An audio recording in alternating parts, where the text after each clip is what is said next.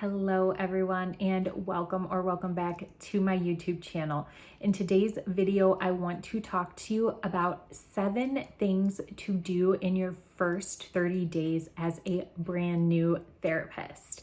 I was reminiscing on how lost and confused I felt as a new therapist in the field, and I wanted to bring you some seasoned therapist advice about the things that you can be doing and honestly should be doing in your first 30 days.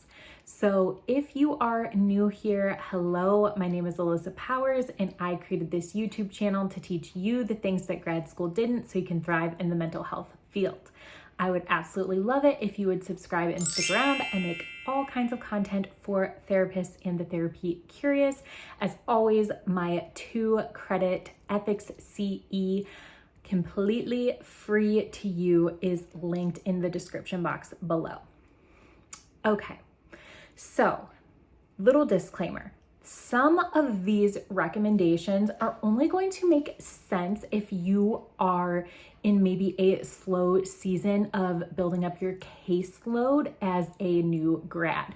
But I have found that regardless of if you are in private practice or at an agency, at a hospital, at a nonprofit, wherever you find yourself as a new therapist entering your first job, oftentimes things start out a little bit slow because they are waiting to give you new referrals. People are calling in. A lot of people will graduate maybe in May, and then summer can be a really slow season for mental health services. So a lot of these are things you can do if you have some extra time, and you will be thanking yourself later because when your caseload is full, oftentimes it will stay full for years. Once I completely filled up, I had a span of a few years where I was not taking on any new clients because eventually you kind of hit your sweet spot. You find people that want to work with you in the long term, and you can stay very, very busy as a therapist. All right, number 1 on the list is probably the most practical thing, and that is optimizing your EHR system. So your EHR is where you are going to be taking all of your notes. For me, I used Simple Practice for all of my note-taking and treatment plans. And there is so much that you can do with your EHR system. So if you have the time, I would highly recommend going in, making your own templates, and basically create systems for your note-taking that is going to help you to do notes as quickly as possible. A lot of these note-taking EHR systems are now implementing AI as well. So AI will listen to the session and write a note for you, and you have to sign off on it, obviously, and proofread it and all of that. And whether you think that's right or wrong, or you plan to do that or not, I'm not telling you that I, approve or disapprove of that. But I would get really familiar with all the ways to make note-taking and treatment planning super simple. I would look over paperwork options. There are even lots of options to send certain rating scales. You can do the Beck depression inventory, for instance, if you work with a lot of clients that struggle with depression, or the anxiety inventory, or adult ADHD. Get familiar with what they offer, because that was my biggest regret, is that I spent way too much time doing notes because I didn't put the time in upfront to just optimize the system. Number 2 is making your office space a cozy place that you want to be. So whether you are in person with clients or you are working completely remotely, I would say having a space that feels cozy and calm to you and your potential clients is a great investment. And the number 1 thing I would recommend is having a chair that is super comfortable for you, whether that's an office chair if you are working remotely and you're sitting at your computer, or if you just have a typical chair situation in an office. Please, please, please invest in a good chair, because I sat in a $50 Walmart chair for the first 2 years when I was practicing, and it was so incredibly uncomfortable. And I look back and I'm like, Why? Why did I do that? I spent so much time in that chair. It was never a comfortable chair. It was very cute, but never comfy. So make your office a place that you love. Number 3 is another very practical one, but I love this idea. And this is something I never did, but I wish that I would have when I was waiting for things to ramp up with my caseload. Taking CEs while you have the free time.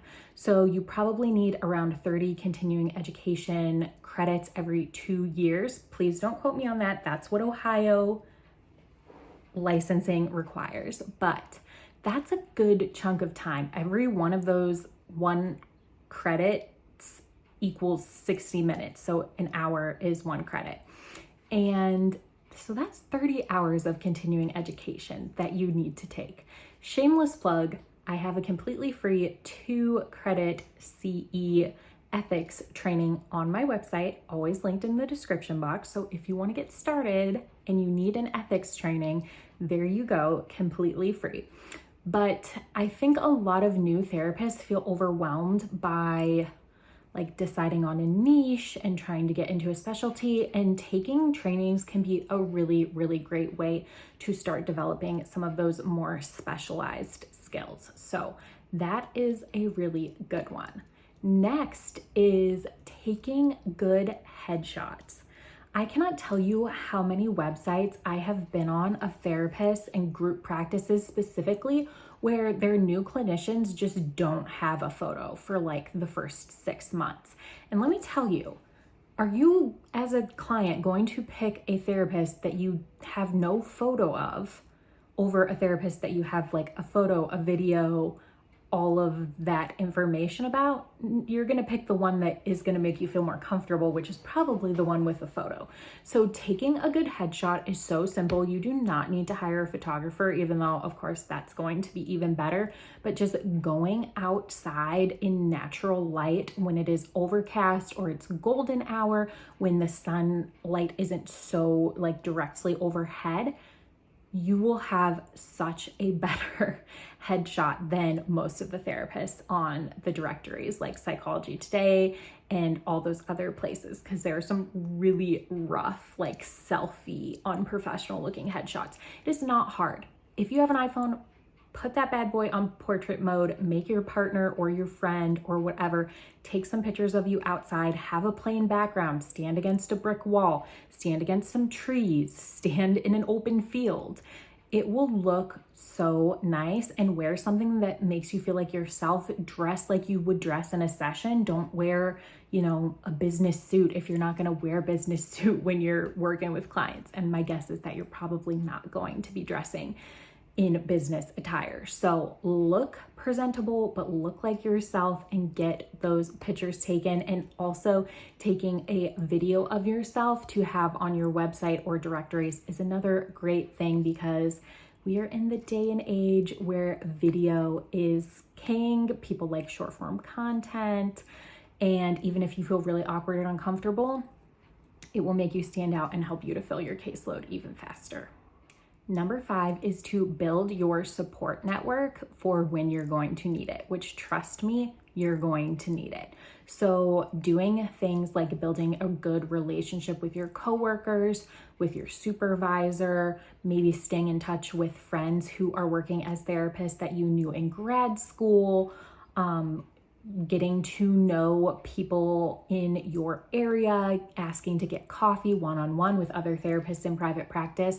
I really think that finding people who are doing the thing that you want to do and then being friends with them is really inspiring and wonderful. So if you're a baby therapist and someday you want to be full-time couples therapist, like ask that couples therapist with a thriving private practice to get coffee with you and see if they're available. I think building up that support network is so important, because you need that not only for referrals, but just for yourself, because this is a really special kind of job where you can't go home and talk to your roommates or your partner or your spouse and tell them all about your clients, right? So we need other people in the field that understand where we're coming from and that we can talk to about our actual caseloads and clients and all of that. number 6 is to optimize all the directories that you are a part of. So Psychology Today, Good Therapy, there are so many directories. Some are paid, some are unpaid. I would recommend getting on all the unpaid directories you can if you are building a caseload, and optimizing the crap out of it. So putting your specialties, putting your headshot that you already took that looks really nice, putting your video up there, your fees, filling out every part that you can of those directories takes time, and that's something that would be a great thing to do in your first 30 days.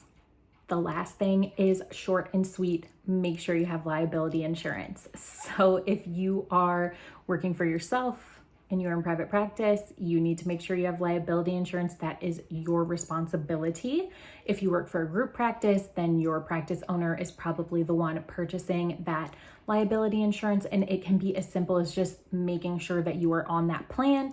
And then at agencies, same thing. I would just make sure that you are covered by liability insurance, because if you were to get sued, that is what is going to protect you. And liability insurance is really, really affordable. I think it's like $30 to $50 for the year. And it is worth having, because if you end up in a situation with an angry client and they want to sue you, you have coverage, and they cannot sue you for your personal assets. They can only sue you for your business assets, basically. So I know that's a boring one. I wanted to throw it in there at the end. All right, everyone, please let me know in the comments below, what out of these 7 things are you going to do in your first 30 days? I would love to hear it. And as always, I will see you in the next video. Bye.